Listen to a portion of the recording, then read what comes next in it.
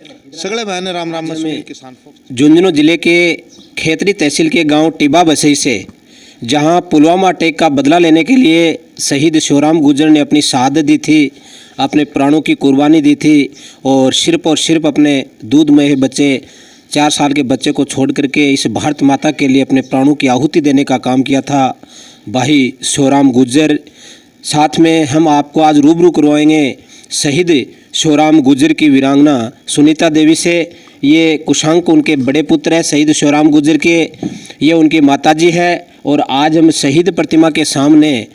भाई शहीद शिवराम को नमन करते हुए, इनको याद करते हुए मैं आपको रूबरू करवाना चाहूँगा। और आज हम इस मुद्दे से आए हैं कि शहीद शिवराम की वीरांगना सुनीता को आज भी सरकारी नौकरी से वंचित है। और मैं बताना चाहता हूँ कि ये शहीद वीरांगना MA B.Ed है और सरकार का बोलना ये है कि इनको किसी 4th क्लास की नौकरी या छोटे लेवल की नौकरी दी जाए, लेकिन योग्यता के आधार पे, जिस प्रकार की इनकी योग्यता है योग्यता के आधार पे इनको नौकरी दी जाए। और इनको सरकारी महकमे में कहीं ना कहीं जिस प्रकार भाई शहीद शिवराम गुर्जर ने एक बहुत बड़े आतंकवादी जो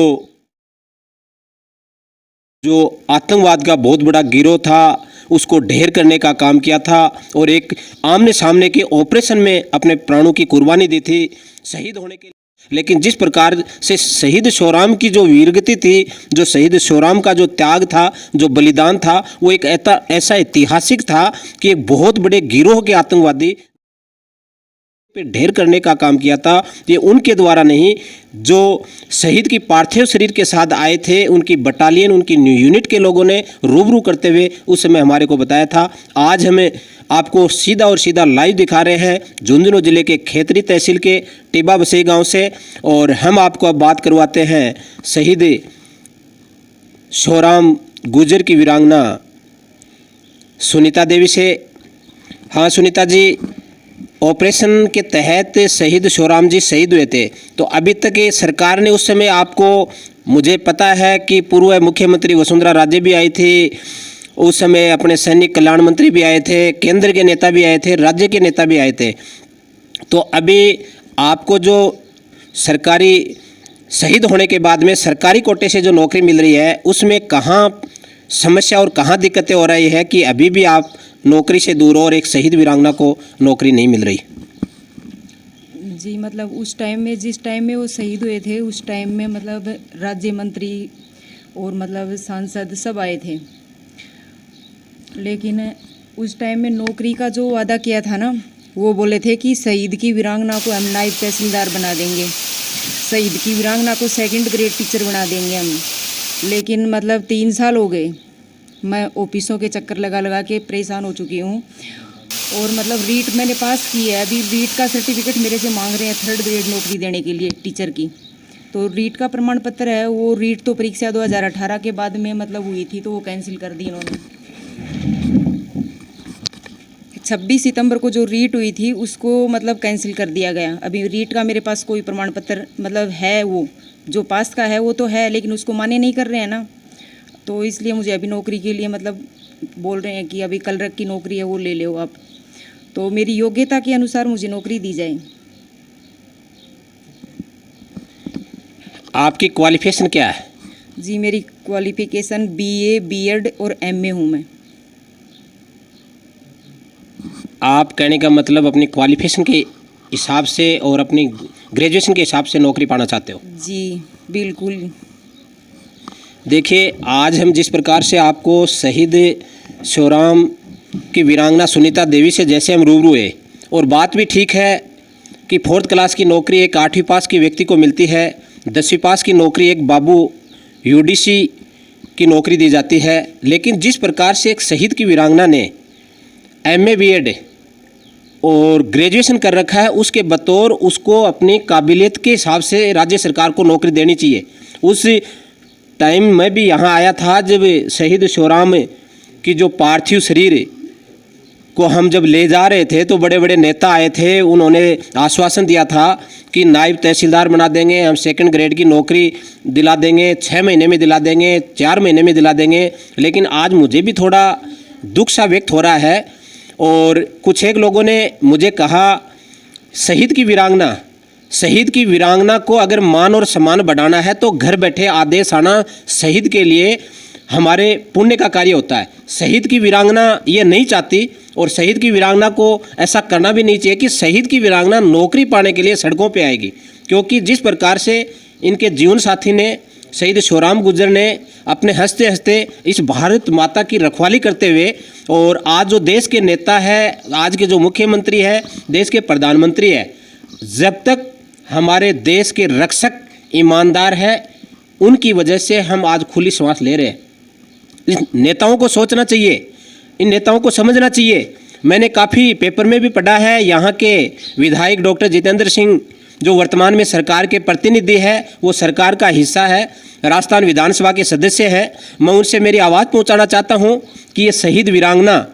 इस तरह अगर निराश होती है तो देश की सरहदों पे अपनी रक्षा करने वाला कोई भी नौजवान अपने आप को अगर अपनी कुर्बानी देगा। सोचने की बात है, इनके छोटे छोटे दूध में बच्चे, जो 2 साल का बच्चा है, उनको पिता का जिनका साया उठ गया, तो राज्य सरकार को और मैं मेरी ओर से आज इस शहीद परिवार के घर पे और शहीद वीरांगना और शहीद की माता जी से रूबरू होके मैं भरोसा ही नहीं विश्वास दिलाना चाहता हूँ कि राज्य सरकार में सैनिक कल्याण मंत्री राजेंद्र सिंह हुड्डा है, जो मेरी विधानसभा के हैं और मैं उनका वोटर हूँ, नज़दीकी कार्यकर्ता हूँ। हम उनसे निवेदन करेंगे कि आपको तत्काल प्रभाव से ही अपनी योग्यता के अनुसार आपको सरकारी महकमे में नौकरी मिले। ये माननीय हमारे सैनिक कल्याण मंत्री, पंचायती राज मंत्री राजेंद्र सिंह हुड्डा से हम भी आपकी बात वहां तक पहुंचाएंगे। और मैं तो यहाँ के नेताओं को बोलना चाहता हूं, चाहे वो डॉक्टर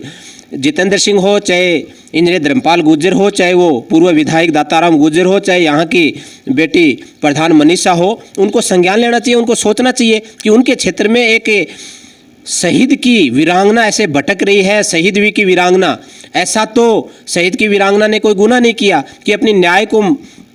मनवाने के लिए या अपनी नौकरी को पाने के लिए सड़कों पे आएगी, धरना देगी, प्रदर्शन करेगी। ये स्थिति में नहीं चक्कर देना चाहिए, इन लोगों को सम्मानित करना चाहिए और इनके परिवार को, इनके बच्चों को सम्मानित करना चाहिए। आपसे बात रखना चाहूँगा कि शहीद शिवराम जी का जो स्मारक है, इनकी जो प्रतिमा है, वो अभी तक क्या प्रक्रिया उसकी?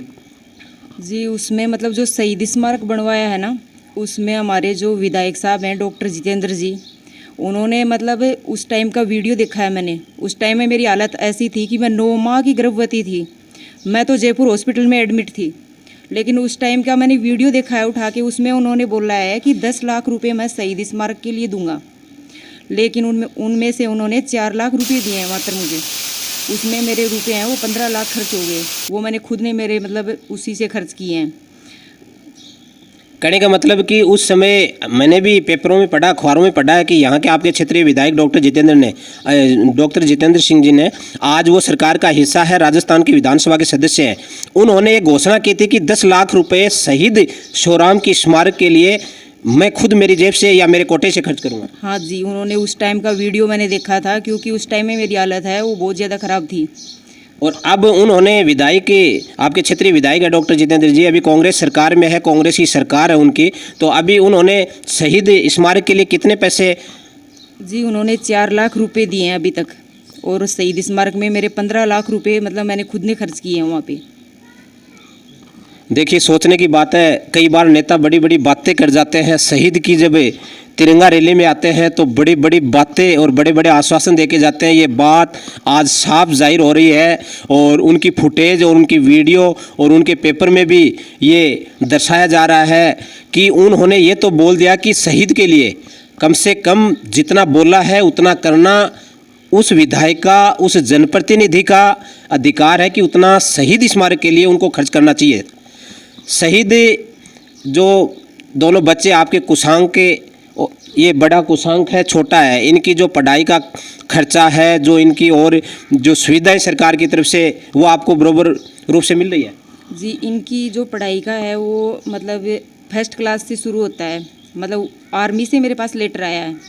कि वो फर्स्ट क्लास से इसकी पढ़ाई का खर्चा है वो शुरू हो जाएगा। तो उसके लिए मैंने डॉक्यूमेंट है वो मतलब रेडी करके दिए हैं, अभी हो सकता है इसकी मिल जाएंगी। बाकी छोटे वाला बेटा है वो अभी 2 साल का ही है, वो पढ़ाई नहीं करता है अभी। जी, तो देखिए मैं उन विधायकों को, उन जनप्रतिनिधियों को मेरी आवाज़ वहाँ तक पहुँचाना चाहता हूँ कि जिस शख्स के सामने हम खड़े हैं, जिस शहीद के हमारे भाई हैं, जो देश के रक्षक थे, आज उनका स्मारक जो खुद वीरांगना और एक शहीद परिवार अपने खुद के पैसों से करवा रहा है, तो यहाँ के नेताओं को सोचना चाहिए और उस पर अध्ययन करना चाहिए, संज्ञान लेना चाहिए कि उन विधायकों को कि जब शहीद होना देश के लिए, मातृभूमि के लिए छोटी बात नहीं है। कोई व्यक्ति देश के लिए अपनी कुर्बानी दे और उनके परिजनों के साथ, उन शहीद वीरांगनाओं के साथ ऐसा हो रहा है, तो शायद जिसमें मानवता होती है, जिसमें इंसानियत होती है, उसको शायद सोचने पे बार बार मजबूर होना पड़ता है। अब हम आपको आज मौके पे आए हैं तो शहीद शिवराम जी की माता जी जो हमारे बीच में हैं, उनसे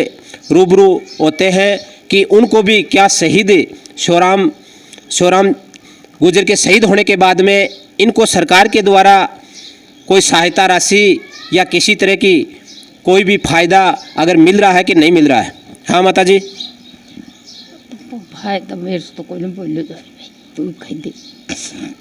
हाँ, शहीद की माता जी जब बता रहे हैं कि जब शहीद की जब प्रतिमा बनेगी, शहीद का स्मारक बनेगा, शहीद का स्टेडियम बनेगा, तो हर व्यक्ति में अपने आप ही उस चीज़ की भरपाई हो जाती है कि आने वाले समय में जिस माँ ने अपना बेटा खोया है, जिस बहन ने अपना भाई खोया है, जिस पत्नी ने अपने पति को खोया है, तो उसकी अगर सरकार द्वारा हमारी बातें पूरे कर ले जाती है तो हमारा दुख उसमें कम होता है। लेकिन जब इन बातों को सोचते हैं बार बार, आज आपको अब ये शहीद होने के बाद में शिवराम जी, उसके बाद में आपका क्षेत्र का विधायक जो आपसे नज़दीक दूरी पे है, खेतरी का विधायक, क्या आपसे कभी कुशलक्षेम पूछने, आपकी पीड़ा जानने कभी आया? जी एक बार आए थे, उस टाइम में मतलब वो बोले थे कि सेकंड ग्रेड की नौकरी है, वो आपको बेटा बिल्कुल मतलब मिलेगी। वो मतलब आपने MA B.Ed कर रखी है तो आपको सेकंड ग्रेड की नौकरी है वो मिलेगी। उसके बाद में नहीं आए वो। ये आपके वर्तमान विधायक डॉक्टर जितेंद्र जी ने बोला था? जी देखिए, खुद डॉक्टर जितेंद्र जी जो वर्तमान में यहाँ के विधायक है और राजस्थान की विधानसभा के सदस्य हैं और कांग्रेस की सरकार है, अगर चाहे वो तो हमारे राजस्थान के मुख्यमंत्री को बोल के और जिस प्रकार से शहीद की वीरांगना से वादा उन्होंने किया है, उस वादे के अनुसार अपने वादे को निभाना अगर वो चाहते हैं या इस पीड़ित परिवार की शहीद वीरांगना के दुख को कम करना चाहते हैं, इस शहीद के मान और सम्मान को बढ़ाना चाहते हैं, तो जिस प्रकार डॉक्टर जितेंद्र सिंह यहाँ के विधायक जी ने जो अपने जुबानी से जो शब्द बोले थे, वो अगर उनको पूरे करने हैं तो या तो इनकी शर्तें पूरी करते हुए दोबारा बड़े भाई शिवराम को नमन करता हूँ। जय हिंद, जय